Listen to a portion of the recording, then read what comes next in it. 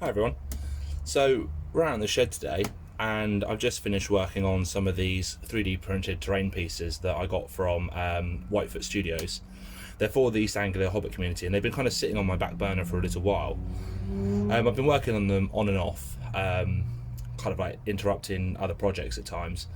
But I thought today, now that they're finished, that it'll be a good time to revisit my initial opinions of them. So in my previous video, when I looked through it, I wasn't overly impressed with them. I mean, I can see why 3D printed terrain of this sort is popular. This whole batch here, and there's a couple of bits down the back there you can't really see, was just under £100, and this will cover an entire 4x4 table. If you were to make this yourself or have someone make it for you, it would cost a lot more than that, and also the amount of time you'd need to spend making it would be significant. So buying something like this 3D printed, it has its uses. I wasn't overly impressed with the quality because, as I mentioned at the time, you could see the print lines. There wasn't much detail on some of the statues. Things just didn't look particularly great, but I've changed my mind slightly now. And I think it's partly helped by the fact that I've done them up in this sort of like winter theme. So a lot of it is covered in snow, so you don't really see many of the imperfections. This is not the first set I've seen. The local club in Basingstoke have a set of these as well, and they're just painted. So where it's just painted, you can still see some of the imperfections and some of the lines, the print lines. But I just want to show you very quickly some of these pieces and how they've come out and why my opinion's changed. So if I come out of wide shot, put it into normal. Right. So this first piece here, this is actually, as I showed you at the time, multiple pieces. But once I've used the snow flock, I used some base ready snow from Luke's APS, and that was used to kind of like build up larger snow drifts in corners, sort of like in and around the edges. And then from, I think it's Wargaming Scenics or War World Gaming, I bought their snow kit, and just using a sieve and some varnish, actually the varnish to give it sort of like the tackiness, I just sieved over with some very, very fine, I think it might even be 1mm flock. So you kind of can't really see even if I touch it, but it's just given that sort of like freshly fallen snow look. So you've got some larger drifts of snow, and if I twist it round, you can see there's larger drifts on the steps, and then you've got the sort of like light powder on top, and it's come out really nicely.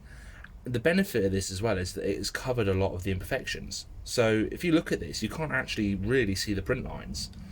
Some of the more obvious areas were on the flagstones on some of the flat surfaces, because of course this sort of 3D printer, if it gets to the final layer and that final layer is just a tiny little bit, it will literally just put a dot of plastic, and of course where that pulls off, it leaves it being quite sharp.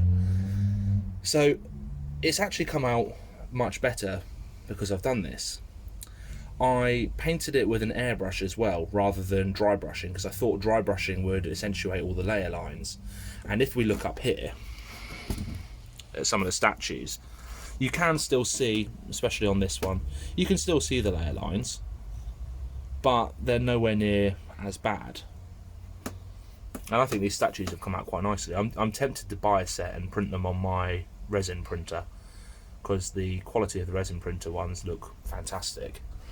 So you can see like all the snow has actually meant that you can't really see the layer lines because you're not looking at them. If we come back here, sorry, a very good tripod I've got, but if I move on to one of the other pieces, again, this one, I added lots of extra debris and bits of brick and rock just to sort of like build up the debris down the bottom here. But looking in the top, up here, the snow's covered it very well, and that was one of the bits that looked quite ugly. But now it looks fine. So overall, I'm very happy with how this set's now turned out. After some initial concerns, I mean, I've based this on Foamex board, and I've added some extra details here and there extra pieces of brick, extra rocks, just to give it a bit more of a ruined look. But if you get all this on a table, it's going to look pretty good.